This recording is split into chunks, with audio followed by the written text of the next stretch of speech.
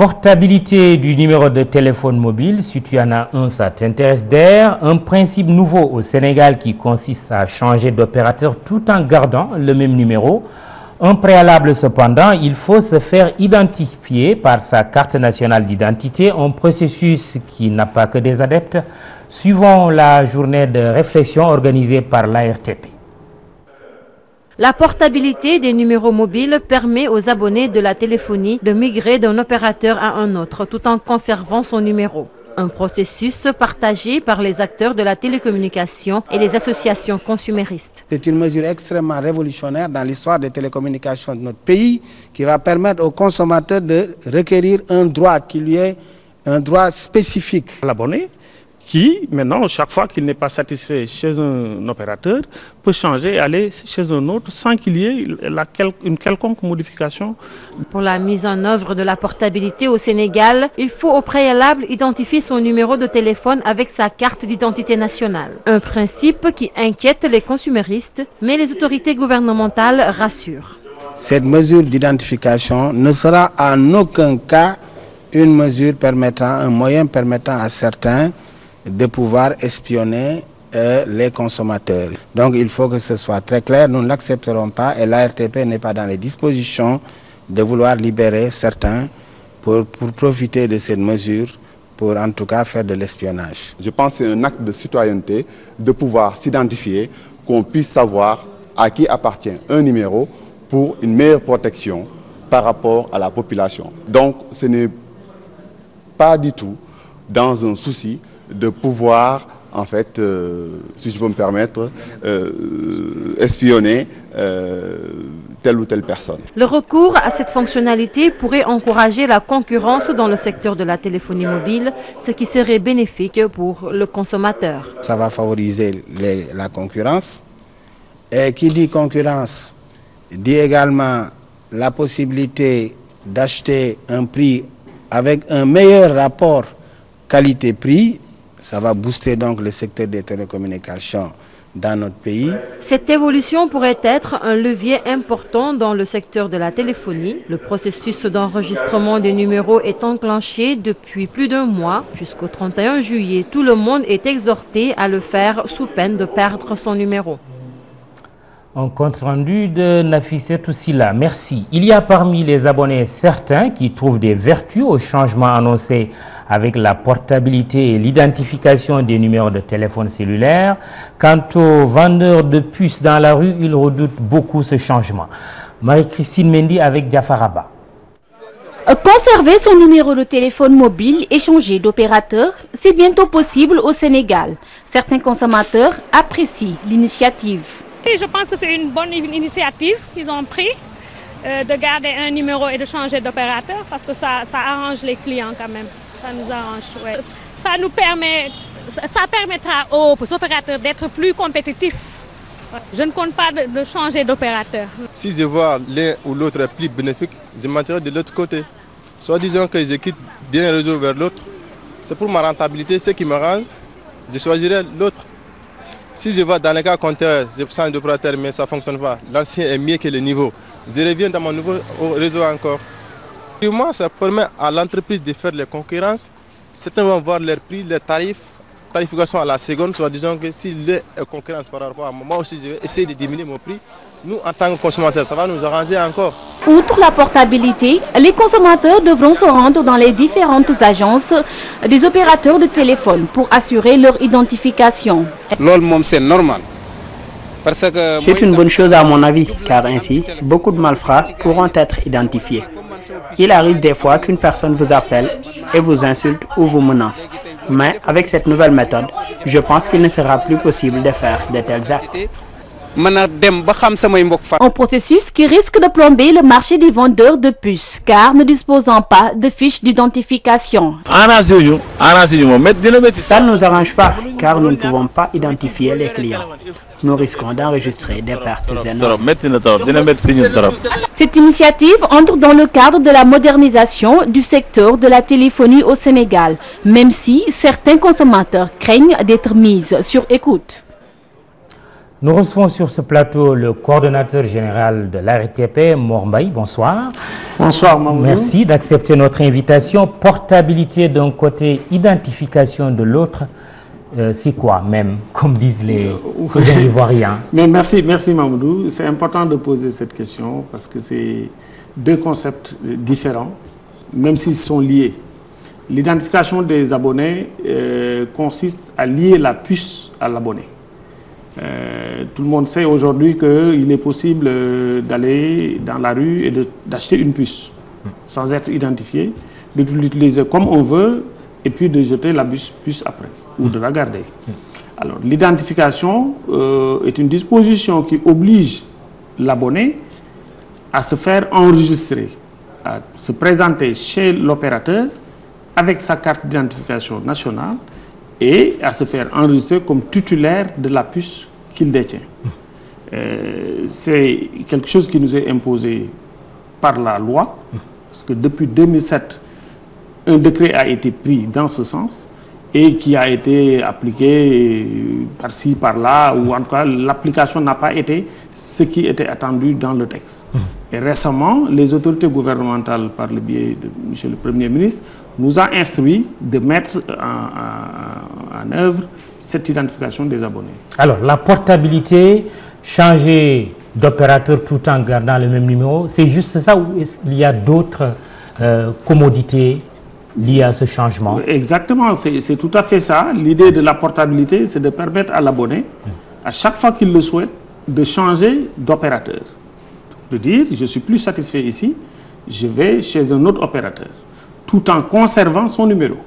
Parce qu'aujourd'hui, pour le faire, il faut résilier ou en tout cas abandonner ou acheter une autre puce. Une sorte de sanction immédiate. Voilà. Cette fois-ci, c'est l'opérateur qui est vraiment empathie. Mais tout à fait. Aujourd'hui, il est empathie, mais il peut aussi en gagner. L'opérateur qui offre une meilleure qualité de service, qui est plus intéressant au niveau des tarifs, il va naturellement engranger beaucoup plus d'abonnés.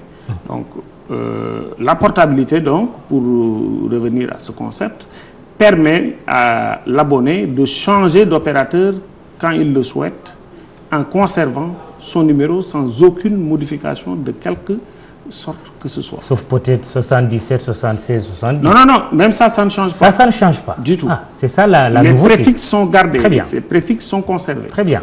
Parce qu'actuellement, vous savez qu'il est possible d'avoir un 77 et de le modifier en un 70 ou un 76. Mais dans la portabilité, vous conservez le numéro tel quel. Très bien. OK. Alors, ce qui fait débat surtout, voire polémique, c'est l'identification. Des citoyens se demandent pourquoi on doit se faire identifier. Ils soupçonnent même un espionnage qui ne dit pas son nom. Pourquoi ils doivent se faire identifier? D'abord pour leur protection. L'identification des abonnés, la non-identification pose un problème de sécurité ou d'insécurité, si vous voulez. Parce que ce qui se passe, c'est que les gens ont la possibilité, s'ils ne sont pas identifiés, d'utiliser des puces, de commettre des forfaits avec et de les jeter. Aucun moyen de les coincer après. Et ça pose un problème énorme. Aujourd'hui, avec ce qui se passe à côté de chez nous, dans les pays limitrophes, on est obligé de pouvoir identifier tous les abonnés du téléphone mobile. Ça veut dire quoi? Qu'on ne peut plus acheter une puce dans la rue? Normalement, non. Aujourd'hui, le processus... Ces petits vendeurs de puces dans la rue ont de quoi s'inquiéter. Ils n'ont qu'à s'adapter à la réglementation. Ce n'est pas un travail qu'on leur chipe du tout, mais ils vont être obligés, en tout cas, chaque fois qu'il y a vente, d'identifier celui à qui on vend. Et une identification physique, avec présentation de la pièce d'identification nationale. Ça, c'est l'obligation. Ça, c'est d'abord pour protéger les citoyens. On a beaucoup de problèmes avec les vols de portables, on a beaucoup de problèmes avec des chantages, avec des forfaits de toutes sortes. Et les services de sécurité ont parfois d'énormes difficultés pour remonter et identifier les auteurs de ces forfaits. Mais franchement, disons-nous la vérité, une façon aussi de mieux écouter les citoyens. Du tout. L'objectif n'est pas... Comment il est protégé? Non, le citoyen, il est protégé dans la mesure où ni l'ARTP, ni les opérateurs n'ont intérêt à écouter des citoyens. À quelle fin? Ce ne sont pas que les opérateurs, oui. Les services de l'État. Les services de l'État. On pense surtout à eux. Les services de l'État... Quand on voit cette polémique mondiale liée aux écoutes des Américains qui n'ont pas hésité à écouter même des alliés. Oui, mais vous savez... Il y a de quoi non poser la question et s'interroger. Il faut s'interroger, c'est vrai. Mais vous savez, il est difficile d'échapper à ce type de contrôle au niveau international. C'est des systèmes très complexes, mais qui ont la possibilité d'écouter des communications au niveau international. Ça dépasse le cadre du Sénégal. Ça vaut aussi pour le niveau national, non? Ben, évidemment, ça vaut. Mais je ne pense pas qu'au Sénégal, qu'on ait aujourd'hui des dispositions pour écouter les conversations des gens. Peut-être qu'on l'aura demain, et demain peut-être n'est pas loin. Mais M. Mbaye, l'identification, la formule utilisée, est-ce qu'il n'était pas plus simple de se rapprocher de la direction de l'automatisation des fichiers? Mais cette direction a été mise à profit. Ce n'est pas une opération qui a été menée seulement par l'ARTP. Quand l'instruction est arrivée, l'ARTP a initié une concertation très large où tous les acteurs impliqués sont réunis dans le cadre d'un comité qui se réunit très régulièrement, tous les 15 jours, depuis bientôt 5-6 mois. Et dans ce comité, nous avons le ministère de l'Intérieur qui est représenté à travers la direction de l'automatisation des fichiers, qui a un rôle important à jouer là-dedans parce qu'il nous permet de faire l'authentification. Parce que ce qu'il faut savoir, c'est que quand le décret obligeant les opérateurs à identifier les abonnés a été signé en 2007, ils ont commencé une identification, mais avec des pièces d'identification qui ne sont pas forcément la carte d'identité nationale. Il y avait la carte d'identité, le permis de conduire, la carte d'étudiant, etc. Maintenant, dans les nouvelles dispositions, les pièces permises, c'est la carte d'identité nationale et le passeport. Mais entre-temps, dans la base de données, il y a des gens qui ont été identifiés d'une façon ou d'une autre. Certains ont envoyé simplement par SMS leur identification. Et ils payent. Est-ce gratuit? Normalement, c'est gratuit. Il y en a même certains opérateurs donnent du crédit à l'abonné qui accepte de se faire identifier. Dans les normes, l'opération doit être gratuite. Elle est gratuite. Très bien. Alors, qu'est-ce qui va se passer après le 31 juillet si un citoyen abonné ne se fait pas identifier? Justement, donc ce comité-là qui a travaillé depuis 5-6 mois a défini un plan de travail avec une deadline, c'est-à-dire une date limite qui est fixée au 31 juillet pour permettre d'identifier tous les abonnés des opérateurs de téléphonie mobile.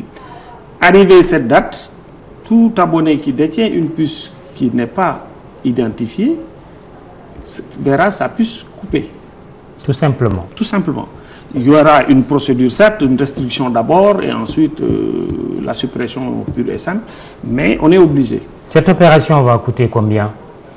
En termes de coût,